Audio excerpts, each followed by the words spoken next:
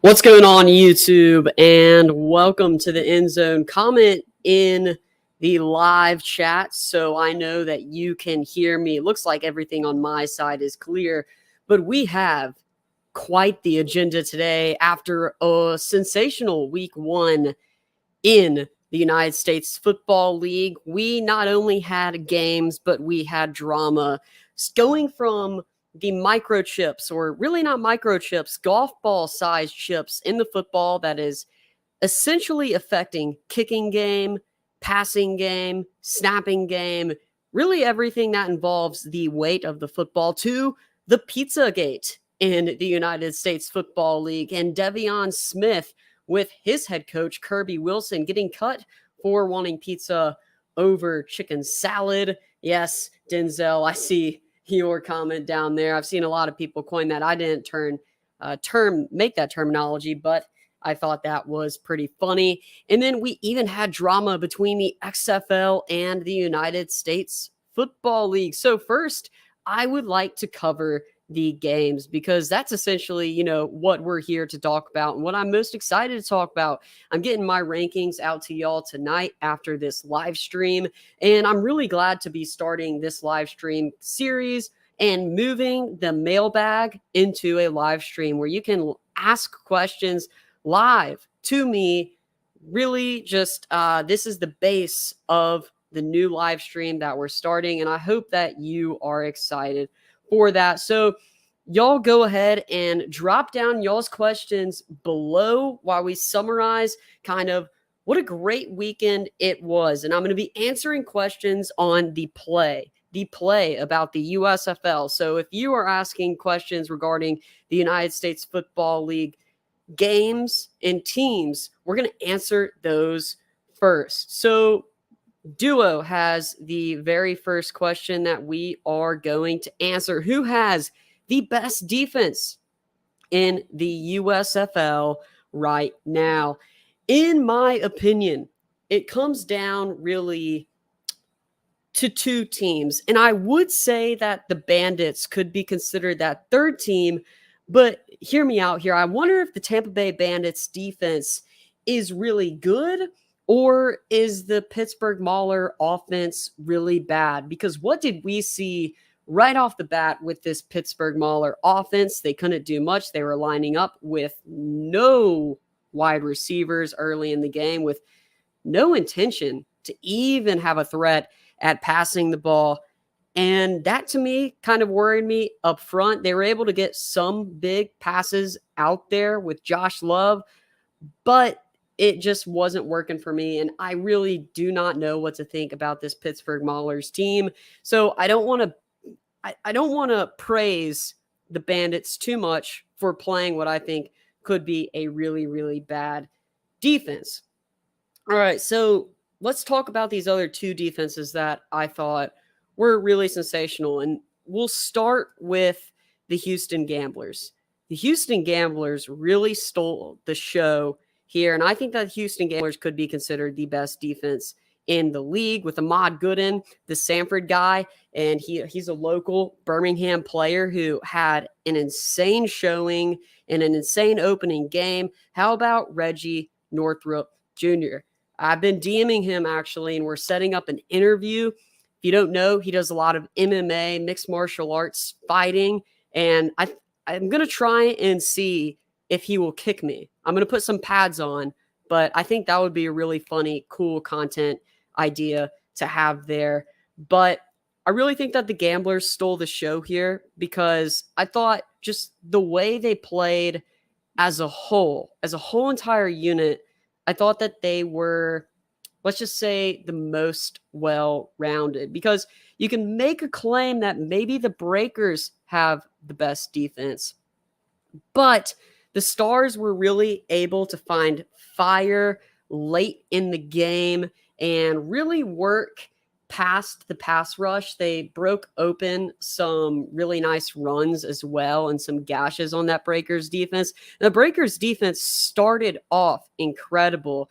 They had 2 or 3 sacks in the very first drive, ending with 6 sacks overall, but it kind of started to dive and dip a little bit, as we saw with most teams as we headed into the second half. Whereas the Gamblers were really totally depending on that defense because their offense was really not good. And we probably will see Kenji Bahar get some playing time next weekend. And the Panthers were really close in that game. They finally started to find some type of rhythm with Shea Patterson, but the Gamblers were forcing turnovers and they were scoring points with their defense. So I'd say that the best defense for me right now is the Houston Gamblers. So to answer your question, I hope that was in depth and good enough to answer that question. But let's look up some other questions. So Carl Bramblett, NOLA showed up on D. Yes, they 100% did. I was there, and watching that game, watching that defensive line especially, there was nothing like it. It was incredible because every single play, there was pressure on the quarterback. Every single play. And I really, really felt for Brian Scott because there was nothing he could do. Now, again, they did finally find some type of rhythm, but y'all saw the Davin Bellamy smack talk, defensive end, my number one player in all the USFL on my preseason top 10 player rankings. He was number one on my rankings for a reason. 3 sacks in that game, 3 tackles for loss, 6 total tackles and 4 solo tackles. Dude is an animal. Y'all better watch out for him.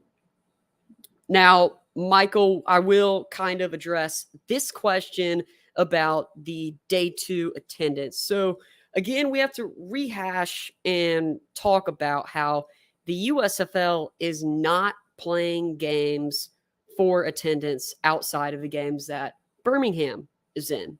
And that's totally fair for the USFL because it is in that hub city. They're not really expecting fans to come to many of these games. That's why you can buy the $10 day pass. They're not trying to really get fans out there.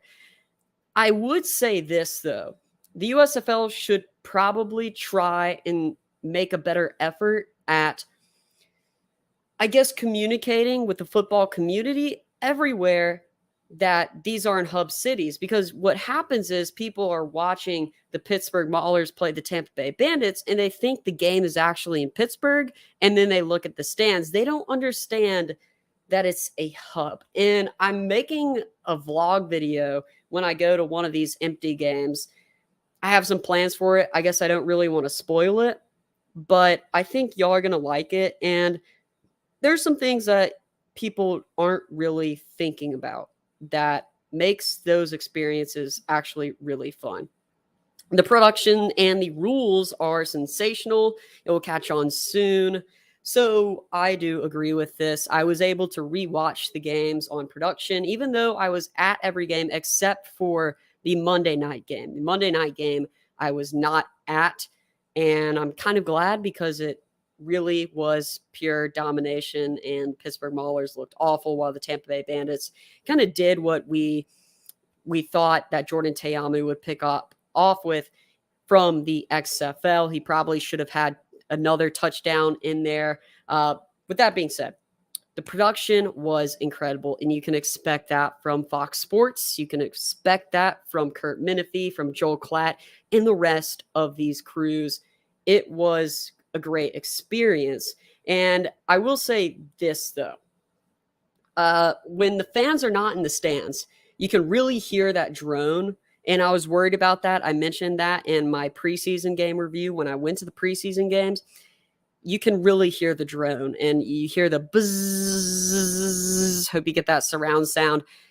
And it kind of gets annoying. And sometimes, you can hear a lot of what the players are saying. I saw people complaining about that.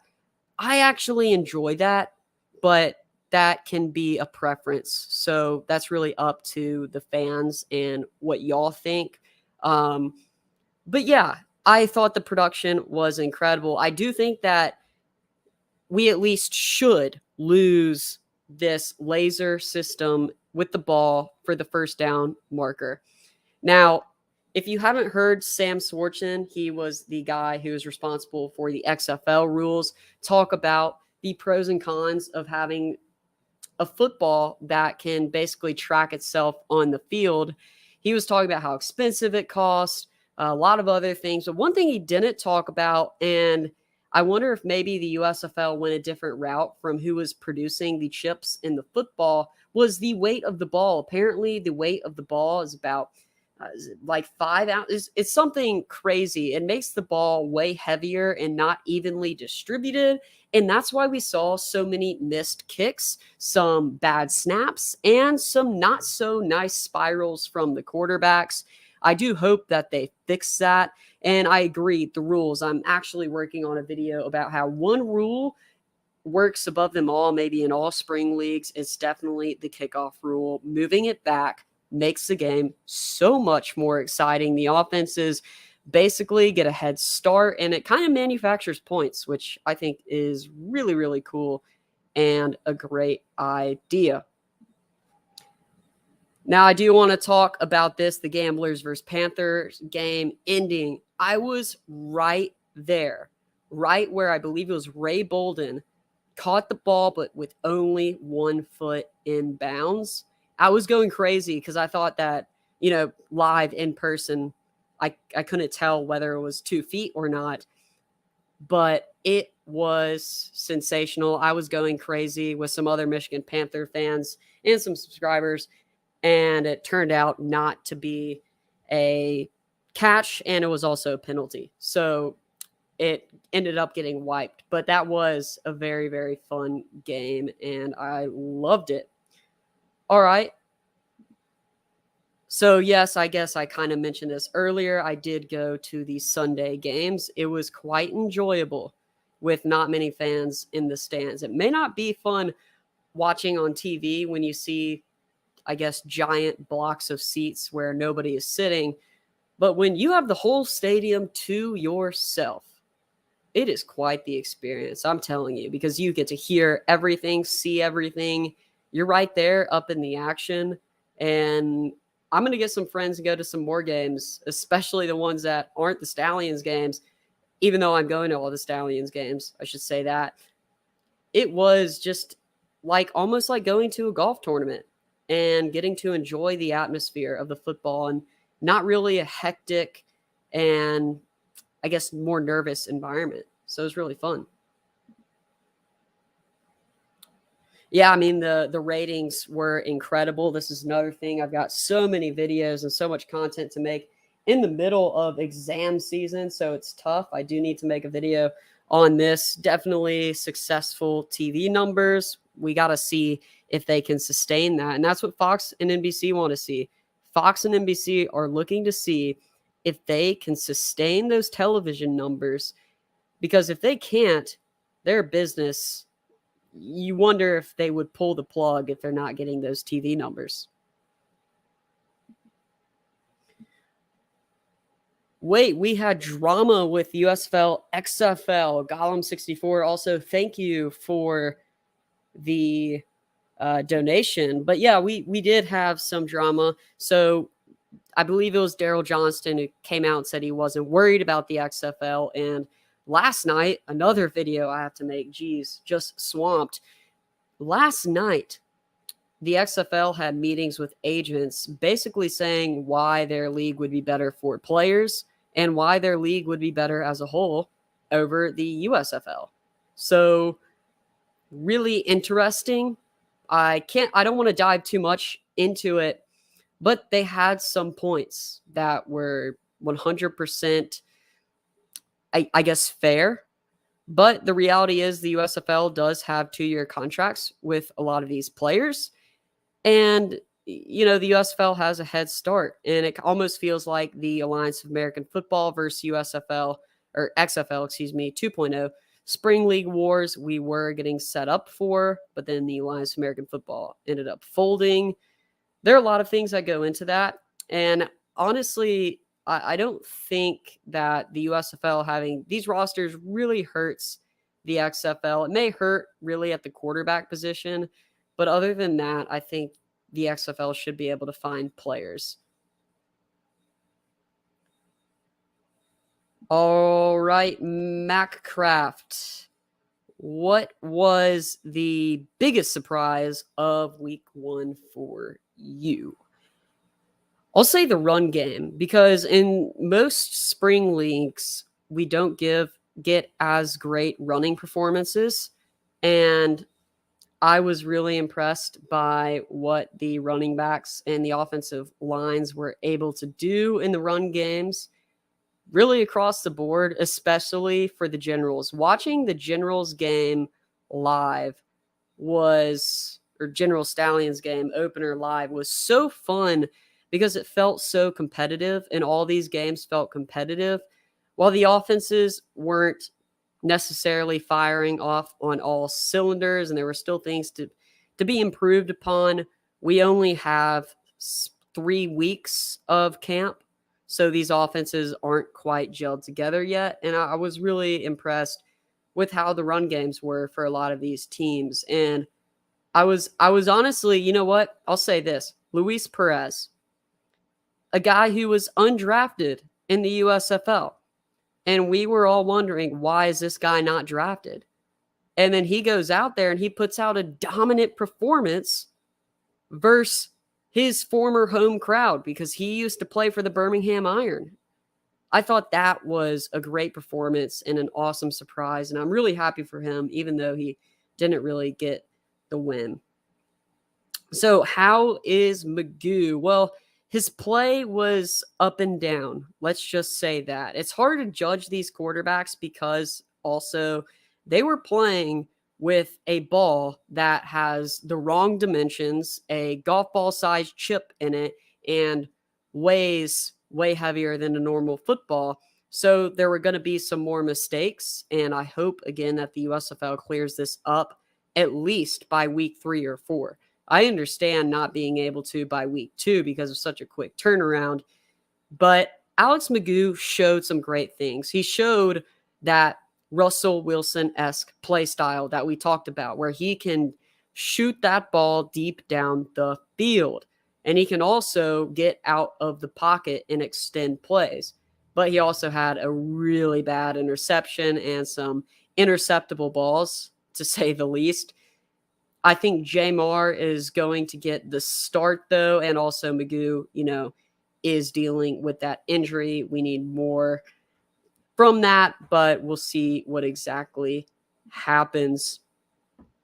Hey, you think Pittsburgh will be in the XFL since Hines Ward is the coach? No, Pittsburgh will not have an XFL team, unfortunately. But hey, you got the USFL if you are a Pittsburgh fan. I don't really know. I was just guessing, but yeah, no, they're going for more spring football markets, whereas the USFL went for mostly NFL markets and then Birmingham, which I think a lot of people questioned, but we'll see how that plays out for them once they move out of the hub, which I hope they move. I hope they move out of the hub after this season. They definitely need to. It's something that has to happen. But no, I do not think that Hines Ward will coach a Pittsburgh team in the XFL, and there will not be a Pittsburgh team. All right, why does the North look so much weaker than the South? It's probably just low likelihood chance that something like that really happens. The Generals probably get the win, again, if there's no golf ball size chip in the football, because they can kick. I definitely think teams will be able to adjust. I think that Shea Patterson will be able to adjust. He started to look better as the game went on. The turnovers were worrisome, and that's always been something that Shea Patterson has kind of struggled a little bit with, being pretty reckless. But I think that is something that Michigan can for sure fix. Pittsburgh, I think, is in a very tough position. I really do. I don't know how they're going to fix that situation, because they just looked bad, and they look like they're far and below the worst team in the United States Football League. It just seems that way. And I'm sorry if you're a Pittsburgh fan. As for the Stars, it seems like the offensive line is the main weakness for them, and that's not an easy fix. We'll see how they can compensate for that. They were able to find success against the Breakers late in the game after making adjustments. So we'll see what the Stars can do. But I think that it comes down to the Stars and Michigan. Those are the two teams that, to me, really need to step up in the North and make an impact for this team. And I think that probably the Generals, though, if they can manage that 2-quarterback system, have a bright future. All right. Another question. So what team do you think had the best plays in their game? I really loved what Tampa was doing offensively with the tight ends. And I'll say this. Again, I always go back to the Generals. Watching that game live was extremely fun because of the running ability from the quarterback, DeAndre Johnson. That's something that we don't normally get to see in spring football, especially not the Alliance of American Football. A little bit, but not much. And then we got a boosted version in the XFL, especially with PJ Walker, but nothing like that. It really felt like college football the way they had quarterbacks running. So I enjoyed that. I enjoyed watching the Stallions offense. It looked really familiar watching Louisiana Tech in college. Skip Holtz kind of brought a similar offense, which I guess I shouldn't be surprised over.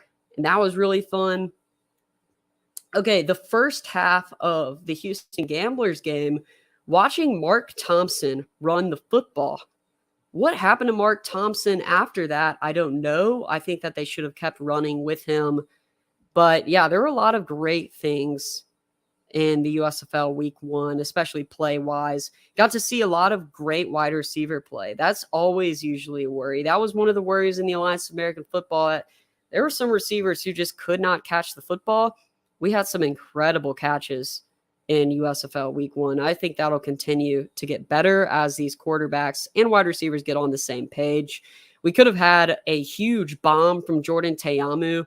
Again, I forgot exactly who the wide receiver was who he threw downfield to. It would have been like a 50-yard bomb, and the receiver just wasn't looking back. And that essentially took a touchdown off the board. It was, I'm looking up the name. It was Derek Willis. Derek Willis was that guy. If he turns around, that ball is caught for a touchdown, no doubt in my mind. All right, looking for some more questions.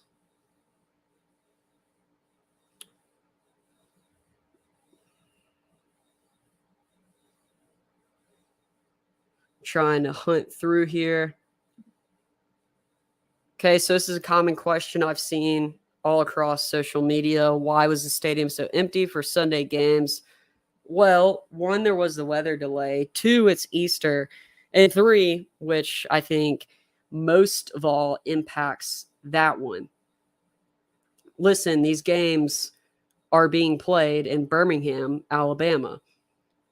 Birmingham, Alabama football fans, while there are a couple diehard ones like me and some people who I keep seeing at the games, returning fans, not many people are going to want to go watch Pittsburgh versus Tampa. Not many people are going to want to watch New Orleans versus Houston, so on, so on. You kind of get the point. And the USFL wasn't planning on that. They were trying to make this a made-for-TV product.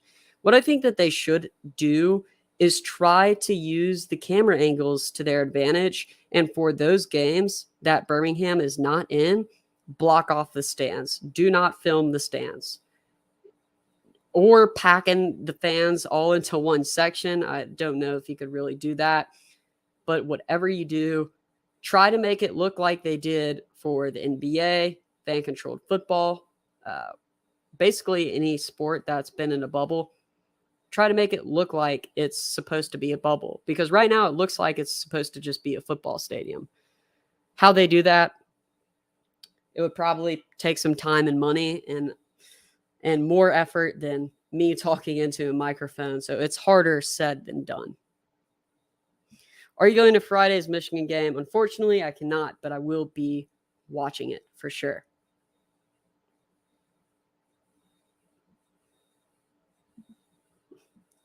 Will the Maulers beat anyone besides the Panthers? Will the Panthers beat anyone besides the Maulers? Well, I don't know if you're a Maulers or a Panthers fan, but it's football. Teams have bad days, teams have good days. It's only week 1. I don't think we're going to have a team not win any games. I mean, if you remember in the XFL, even in the Alliance of American Football, the bad teams still got wins. There were teams in the XFL like the Tampa Bay Vipers who started off horrendous, but eventually found their way back into it and were starting to play better ball. The Maulers definitely have to fix a lot of things. They most definitely cannot try and run the ball like Kirby Wilson wants them to. And I think he got a dose of reality, a lot of doses of reality over the weekend. And it's something that he's going to be a man and have to confront himself with, especially offensively minded, because 3 points in your opener is not going to cut it. As for Michigan, I have way more faith in Michigan. Michigan was able to move the ball. They were in the position to win the game at the end. They were. So I'm not as worried as I would be about Michigan. Way more worried about the Maulers, but I still think they'll get a win somewhere. It might even surprise you. Maybe one of the better teams in the league just has an off day. You know, injuries happen, things like that, things that we cannot foresee. Who do you think has the best shot of winning it all this season? And could you give us a team you think could go undefeated, if at all? Honestly, I don't see a team that could go undefeated. It doesn't feel like there's that one dominant team. Really, all the teams that won. So I'd say there are 3 top teams, no order: Breakers, Stallions, and then excuse me, not the. Sorry, I'm blanking out. Well, no, I would say that there are 4 teams, because I know that the Generals lost. But watching the Generals, I really liked what I saw. I just think they have to fix up a little bit of their game plan. But I think that they're very close. But it's definitely Bandits, Breakers, Generals, Stallions, Gamblers. Yes, they got the win, but they need more offense. They need more offense. That's all I'll say about that one. Do you think the XFL would be willing to buy out certain players if they're good enough? Only quarterbacks, and really the only one I could see would be if they brought Jordan Teamu back to the St. Louis Battlehawks. I think that is one that I would definitely see. That would be incredible if they were able to do that. But no, I don't think there's really a need to, honestly, because there's so much talent out there. The XFL is scouting current college players. The XFL is building relationships with the NFL. They're looking at free agents right now. There's so many players out there, and you don't see as many recurring spring football players as it seems. So I think that the XFL is in fine hands with rosters. Is fan-controlled football dying? I watched some of the games in fan-controlled football when I could. It's really fun to watch. I don't think it's dying. I think it's actually doing really well. They're in season 2. Love it or hate it, fan-controlled football is doing something that is really incredible for the sports world, something revolutionary. I thought Bellamy and Perez stood out as NFL-ready players. Anyone else stand out to you? Well, I've always loved Reggie Northrup, and I understand that Scooby Wright is or may be considered undersized, but the dude is just an animal, and he's got that willpower that not many players have. I understand that. Maybe that's not a great analysis because of his size preventing him from possibly making rosters. I would also say that Taylor Russolino, the kicker, and I I'm waiting for the football to be fixed before we talk about some kickers. But Russolino was a guy who was on fire in the XFL, and many thought would go to the National Football League. I know kickers aren't really the most fun position to talk about, but I do think that Russolino could be a really good kicker, possibly in the National Football League, but they're just realistically, there aren't that many spots.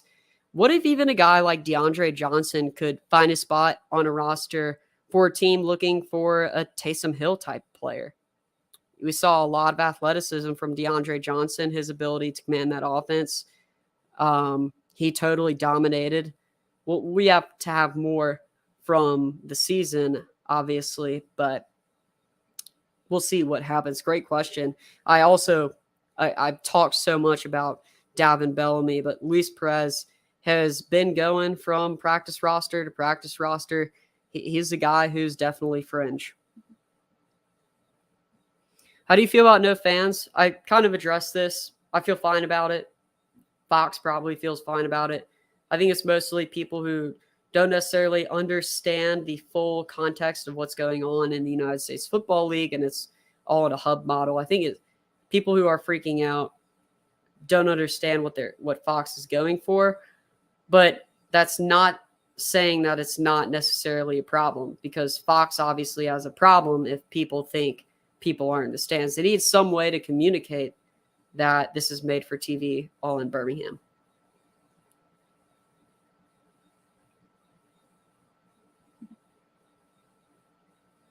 Do you think the release of Devion Smith was because the Maulers to play so terrible well had effect? I don't quite understand your question, but I really do feel bad for Devion. I think that he could have been one of the best running backs in the league. Again, one of my top players. And it's just unfortunate. We don't know the full story quite yet. I'm sure we'll find out sooner or later one day. The Maulers probably could have used him. I don't know if it would have gotten them a win. Probably, definitely not, because there wasn't much any running back could do in that situation. How do you think Birmingham will fare against Houston? So this is the game coming up next week that I will be at. 100% Birmingham. I'm very confident Birmingham will win that game. Birmingham was rushed on fairly well by this Houston, or by the Generals offense. If Houston utilizes Mark Thompson really well and can find some rhythm in the passing game, it's more of a threat. But I really liked what I saw from Birmingham. I think that their offense is good, and their defense can force turnovers. It's nasty, and they play with that crowd. They're going to have the crowd behind their back. Like, being at that game was just different. I've never been at a game where it's literally dead silent when the other team does something good, but every second they're doing something bad or something happens. It's just extremely loud and such a great environment.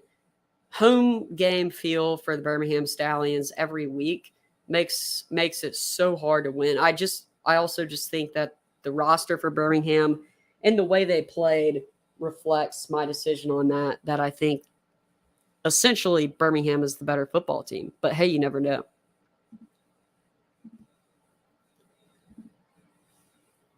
I don't see the USFL expanding. Again, that's just my opinion. There are definitely differing opinions out there. I think they really need to focus on getting into their markets and establishing there before they really try to expand.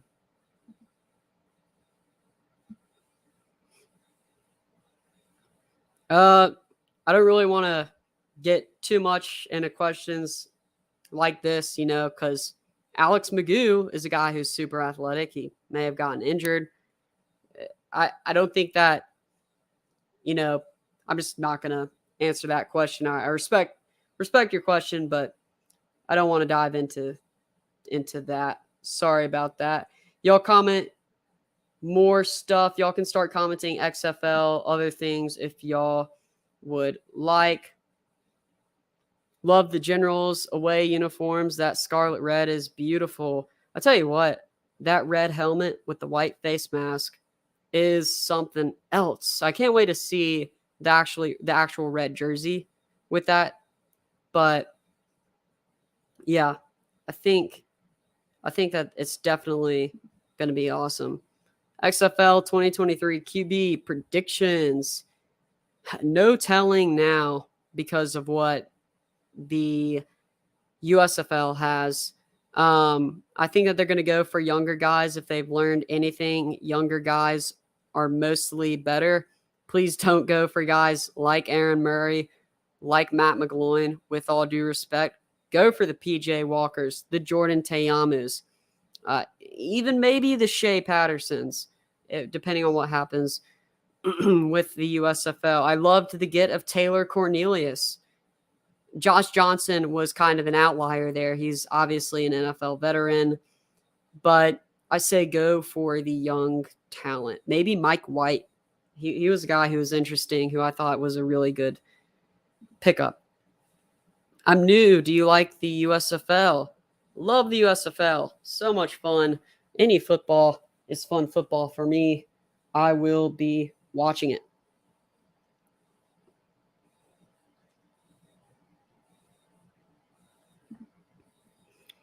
Great question. How can fans not know yet about the hub system?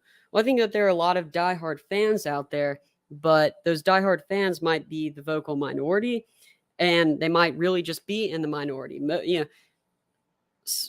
So if over 1 million people watched the USFL on NBC, just making a random scenario, on Sunday, a majority of those people don't really know many of the players, don't know the whole story of the USFL, and don't really know what's going on. So I think that it's going to be difficult to let fans know the whole situation, but it's something that they're definitely going to have to deal with.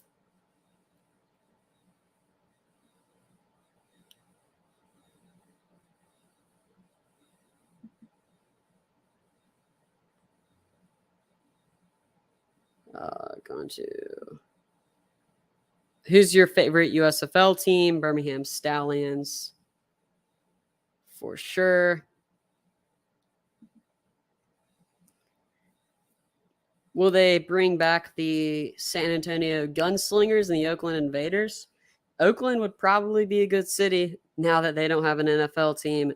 San Antonio, assuming it's going to be going to the XFL, that's XFL territory. And I tell you what, the San Antonio territory is prime real estate for spring football. I think we all know that.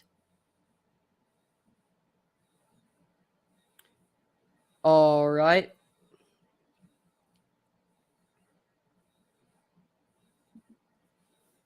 So next week they're doing NASCAR night. I did see that. That was promoted at the stadium. What other promotions and draws would you like to see for fan engagement?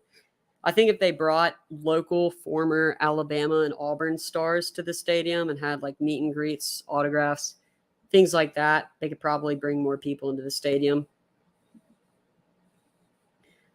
Would you consider doing highlight films for the USFL like that? Do you mean just highlight like top 10 plays or something like that?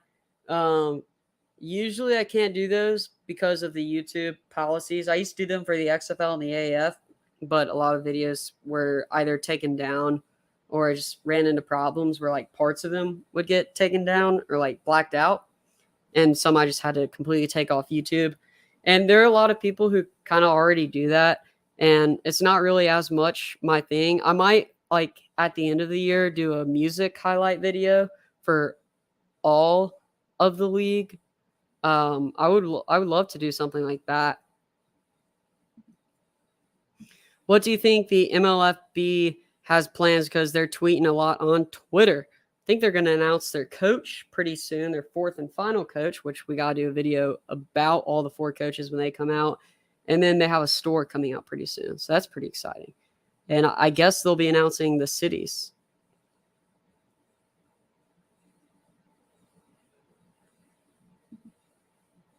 All right. Do you think the MLFB will produce the same hype as the USFL or XFL last year? No, I do not. But I don't think that's necessarily what they're going for. They're going for a really controlled, small, almost safe, I would say, type of league. And it's definitely going to be something that might be pretty niche, but it could be good in a niche way, or niche in a good way, however you want to put it. So I definitely think that the MLFB could be fun, and I'll definitely cover and watch it, possibly go to a game.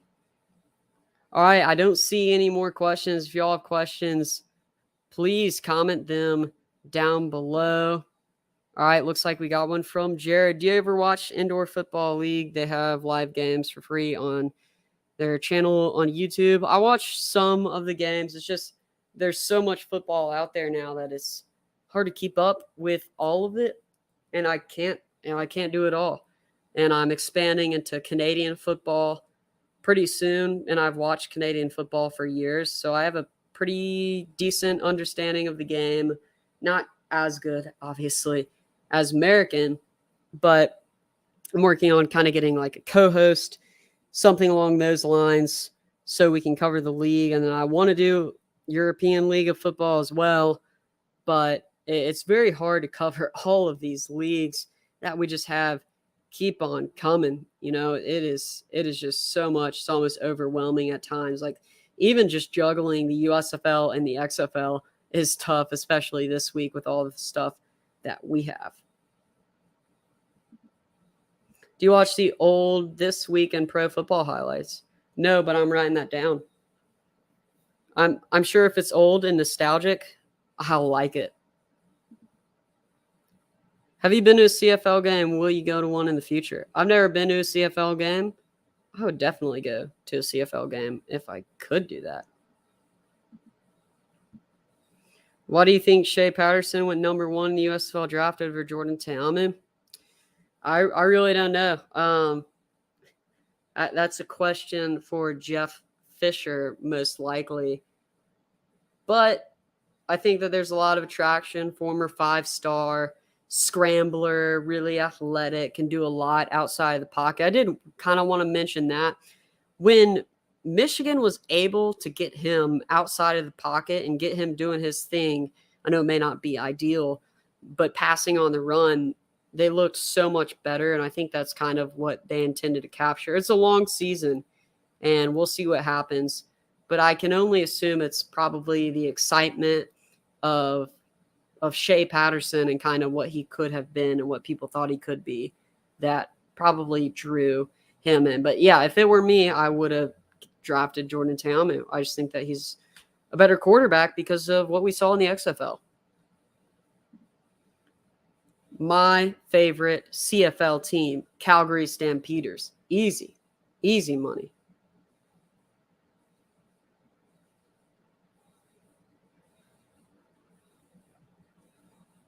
All right. I'm looking. Sorry, it's updating. Yeah, so no, I'm not really familiar with those highlights, but I'm definitely going to watch them. Sounds really fun. Favorite XFL team? I had lived in St. Louis and in Houston. I know that's convenient, 2 of some of the best teams in the league, but I was actually going to Houston for a game, and then the league folded, unfortunately. So kind of stinks, but it happens. Do you think the European League of Football should get a team in London, England? I really don't know much about the demographics there enough to really have a comment. I think it would be cool to have a London team. I think it would be awesome. It's obviously a historic big city. That's a landmark, and I think it would be awesome. If they do not care about fans in the stadium, what do you think about them letting people in for free, letting people stay in all day if they buy a ticket? So if you buy the ticket, you get the all-day pass. I'd actually tweeted out on Twitter. I asked stadium employees, so who worked for Protective Stadium, if I could leave and come back in, and they said, no, you have to stay inside the stadium.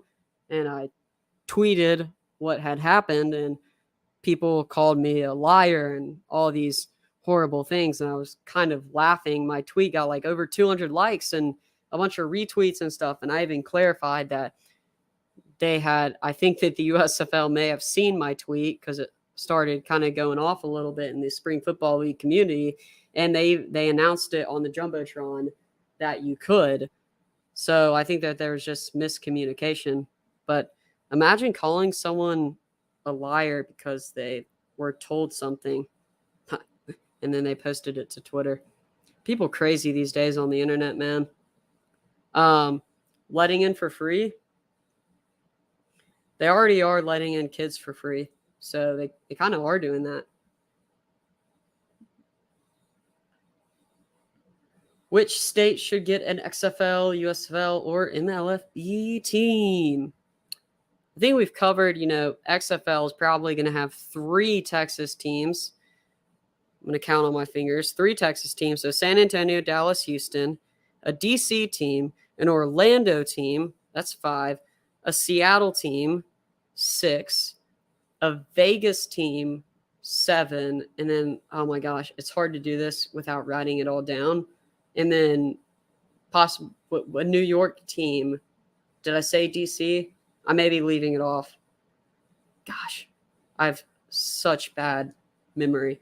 But yeah. So we kind of know about those. DC is District of Columbia. Which state should get a USFL team? We kind of really already have those. MLFB, I think that they're going for smaller markets. You could see maybe somewhere in Virginia and somewhere in Arkansas, definitely an Alabama team. A lot of potential.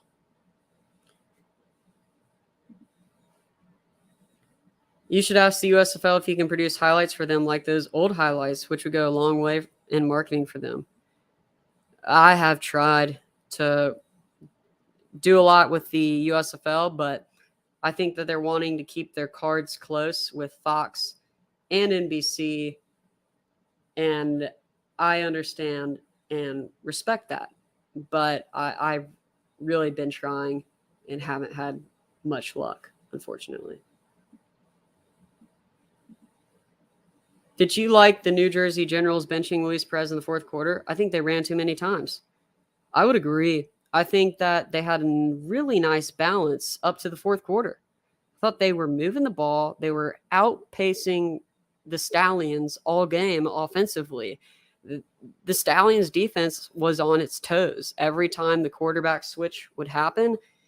And I think Mike Riley may have just gotten away with kind of dominating in the run game, and time went off the clock, and all of a sudden the fourth quarter is over and you lose. Maybe he was just in the heat of the game and he wasn't thinking.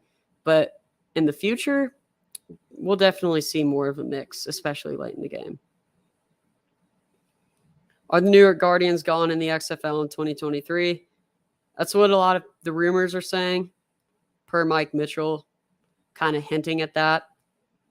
But we may get like a New Jersey team. You never know. We'll see what happens. We got a long road. Jared, you had another comment that I wanted to highlight. I'm surprised the Houston Roughnecks could be staying because of the logo issues. And I'm also surprised because there could be a USFL team there in Houston. I would maybe keep Dallas and San Antonio, maybe bump out Houston because of that, or maybe try to compete with the USFL. But is that just too much football in Houston? I do not know. All right, we're coming up on 58 minutes, 50 seconds. We'll go till 7 o'clock, so that's 10 more minutes. So make sure to get all of your questions in.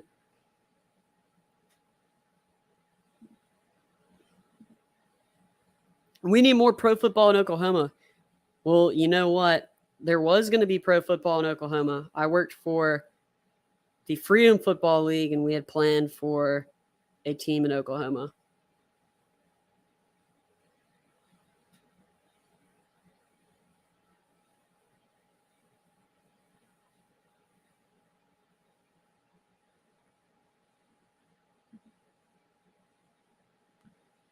The league doesn't organize press conferences after the games like the XFL used to. So I assume you're referring to the United States Football League. I am attempting to try and get in on the press conferences.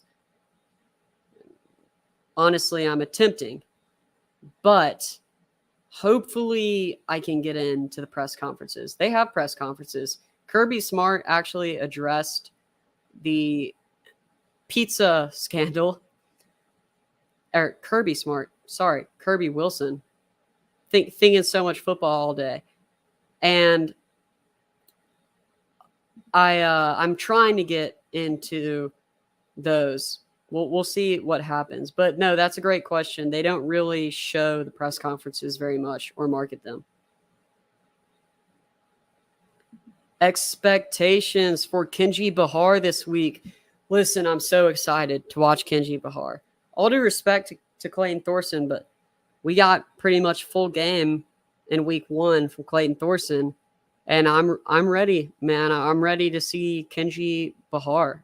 I am so pumped. I really believe in him. I really do. Who has the best running back in week 1? Well, I guess we got to go with who should we go with? I loved what Mark Thompson brought to the table. I thought he was underutilized, but statistically, you got to go with Jordan Ellis, right? He led the league 89 yards and a touchdown. There were some other really strong guys out there, but who definitely even could have gotten more of an opportunity. I think, yeah, if I'm not mistaken, I'm going to go look up real quick, but DeAndre Johnson led the league in rushing. I know he's a quarterback, but he was just electric to watch.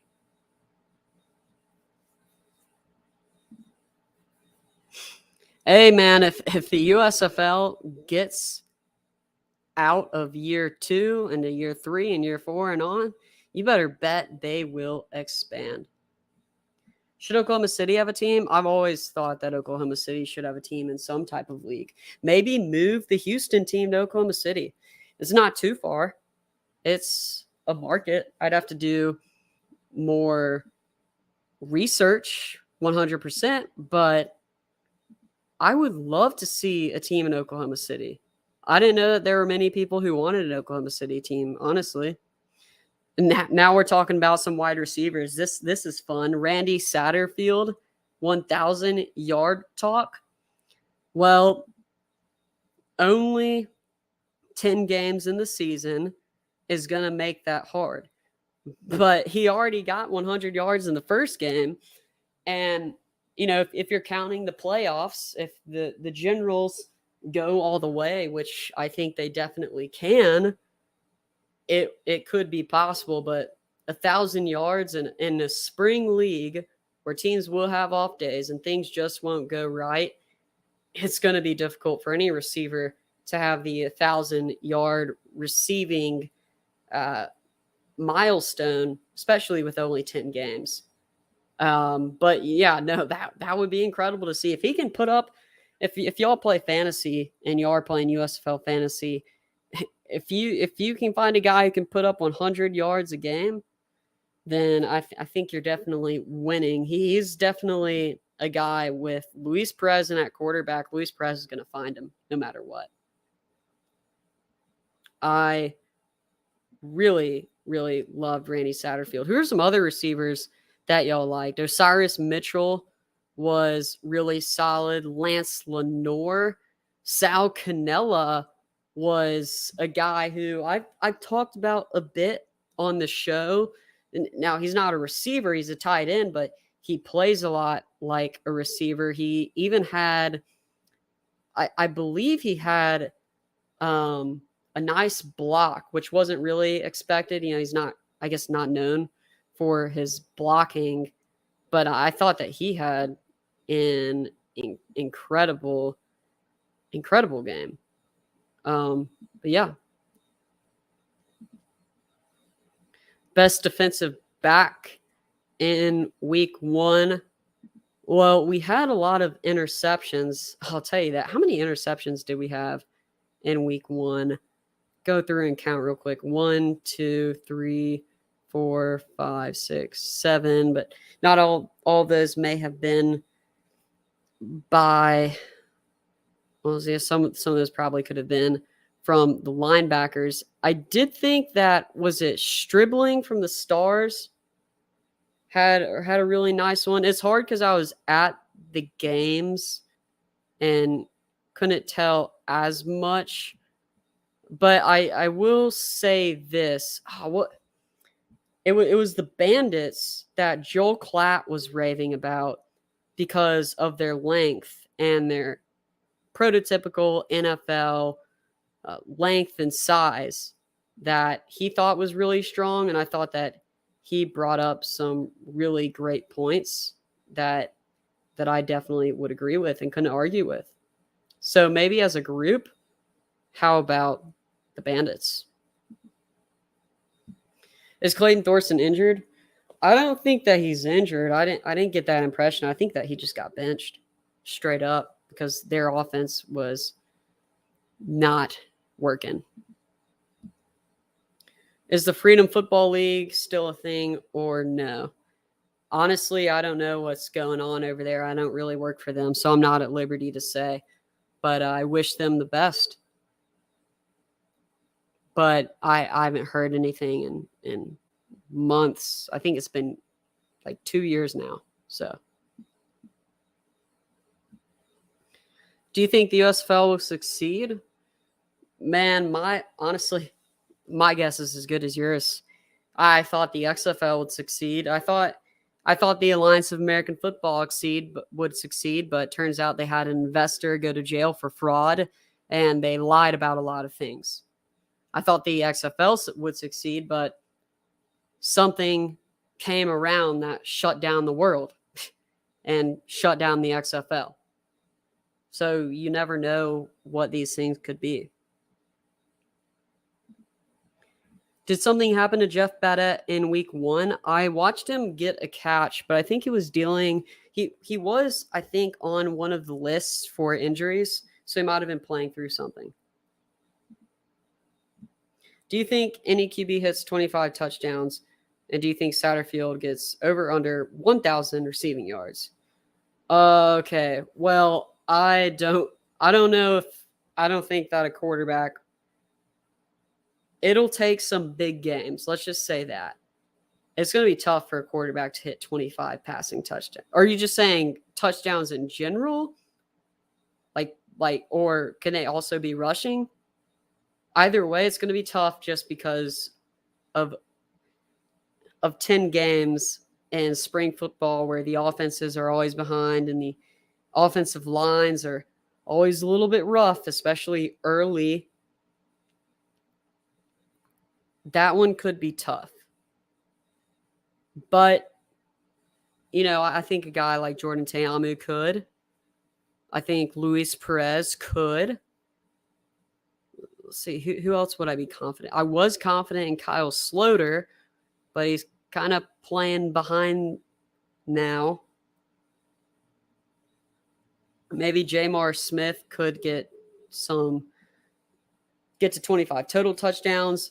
I don't know that any receiver makes it over 1,000 yards. That would be tough. If they move the teams into their respective cities, they will be all right. I think that's what a lot of people think. I think a lot of people would agree with you. We got one more minute. I'm going to try and rocket through these final questions. I've been on for, I think, an hour now. Do you think the USFL needs to post an injury list and a team depth chart? It would help fantasy leagues. They've been posting the injuries and actives and rosters like that. It's going to be tough for fantasy. It's one reason why I didn't want to play fantasy. It's because these rosters are so slim that, it's going to be tough. For example, the Maulers last night, how many active receivers did they have? 2 or 3 or something crazy like that. I remember they were announcing that on the TV. But yeah, I agree. If they had the depth charts, at least they don't have the depth charts necessarily, but they have like the stats on Fox website. If you search USFL stats, and they have the rosters, but not the actual depth charts. Trey Williams had the highest all-purpose yards. Yeah, because they're getting the ball to him through the air. I'd have to double check, but I trust your word. I trust your word, Benjamin. All right, we're getting through the last questions, and I got to get off. What do you think about the United Football League? And not the old one back in 2009 through 2012, the new one with the name on Twitter, a lot of people are saying is a fake league. I don't know anything about it. I've never heard of it. This is actually the first time I've heard of it. I'll probably check, but there was a league saying that they were the Alliance of American Football. We obviously know that's not true. So, we'll see. We are having the USFL come back and the XFL come back. So you never know. But I'd have to look at it before making a comment on it. Like everyone should. Look at it before you make a comment. Do you think Cavante Turpin will go over 500 yards? Now, I did see Cavante on possibly an injured list, so we'll see what happens. I love what he brings to the table. I hope he's not out for long. I'd love to see him over 500 yards.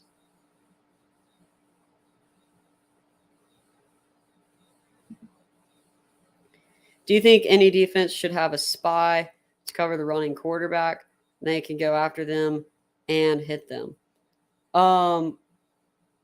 Well, so like for specific teams, but I'm actually, this is kind of branching off of your question. I'm surprised that the USFL didn't implement any rules on blitzing and things like that, like they had in the spring league, where you could only bring in a certain amount of players on blitzes, things like that for pressure. I was actually really surprised that they're allowing the defenses, drop something, to go full on. But yeah, and they have the defensive coordinators in this league that can deal with that. I think definitely you got to watch out for the running quarterbacks with the Generals and DeAndre Johnson. Sloter had some nice runs. I thought he'd run it a little bit more. I think the Stallions, whichever quarterback starts there, you're going to have to respect the run game. And Tampa Bay with Jordan Teamu, although he's not running at in volumes, he can break away. Trying to think if I'm missing any other quarterbacks. I don't think I am, but I probably could be. Oh, Brian Scott. But Brian Scott, his offensive line is so bad, I don't really know if you need to. Just from what I've seen, I'm going to be totally honest. You can probably get to Brian Scott with your D line and your other guys in coverage, to be honest, because that's kind of what the Breakers were doing. Yeah, Turpin only had 23 yards, and it looks like he could be dealing with an injury. All right, we're going to overtime, so I'm answering these last questions. When is the next game, and will it be on NBC or Fox? Well, I can answer that for you. That game is on Friday night, and, well, let me pull up the schedule real quick to week 2. So it's Friday night. I think that's April 22nd, and it's Generals Panthers, 7 p.m., and it's on USA Network. So USA, neither NBC or Fox, and it's Generals and Panthers. Do you hope, or how many original teams will come back? I don't know if you're talking about the USFL or XFL, but for the XFL, what a lot of people think is that they're going to redo many of the teams. not as many of the cities. Like, you'll still get your St. Louis, of course, but they think that a redistribution or restyling could happen. Oh yeah, I hope that XFL has fantasy in 2023 because they're having 70-man rosters. They'll have a lot of good stuff. Okay, we're coming up on our final questions. Who do you think will lead the league in major statistical categories? All right, I'm going to go through the major statistical categories. Passing yards, I'm going to go with Luis Perez. Rushing touchdowns, passing touchdowns. We'll go with Luis Perez again. I love Luis Perez, by the way. I'm a homer. I know it might not make sense all the time, but he has a special place in my heart. Rushing yards, we'll go with, this one's tough. I think if used correctly, Mark Thompson could be the highest rusher. Let's say that. I think if used correctly, the Houston Gamblers could have a star. Rushing touchdowns. Beginning of the season, I would have said a Pittsburgh Maulers running back, but they don't seem to have much anything going on offense. And that one's kind of tough. Ooh. How about someone, I guess, under the rate? What about BJ Emmons, the running back for the Tampa Bay Bandits? He could be.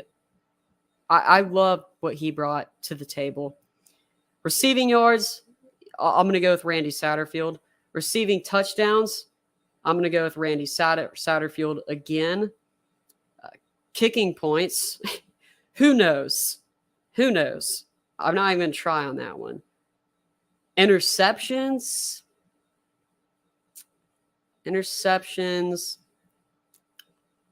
Ooh. Maybe a team that's on the field a lot for defense. Maybe a Houston player. Could it be Will Likely, the corner for the Houston Gamblers? Maybe. I'm trying to think of a team that has a really good defense.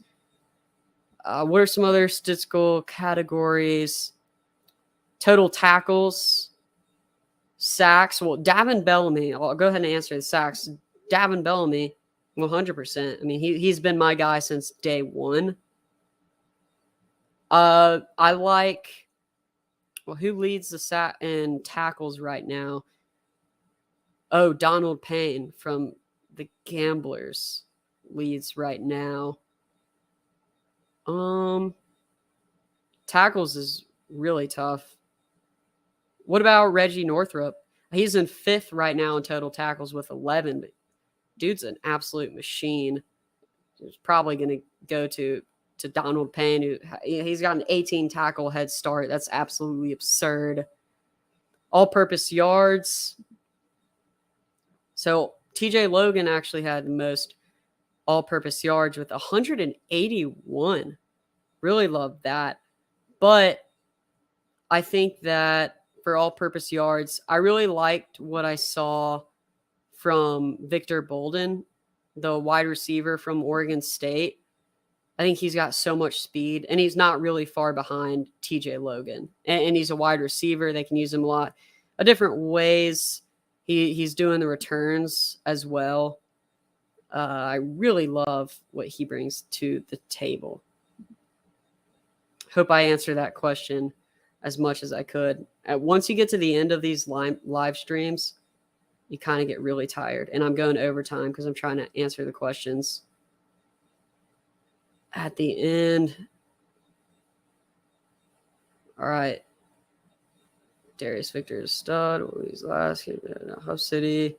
Scrolling through.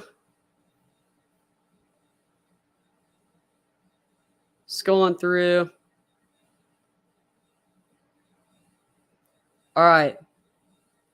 Answering my last 2 questions. Who are you taking the Gamblers Stallions game? I answered this earlier. Stallions all the way. Easy money. Do you think that one day the USFL and XFL will merge? Fun final last question. I think they already hate each other with a burning passion, won't mention each other. I don't think there is any way. Although it's possible, I just don't see it happening. Well, I definitely enjoyed being on the live stream. We're going to start doing this usually on Mondays, but we had the game pushed back, so we wanted to do it after all the games. This is the End Zone. Thanks for watching. Make sure you're out there moving the chains in life, on and off the field.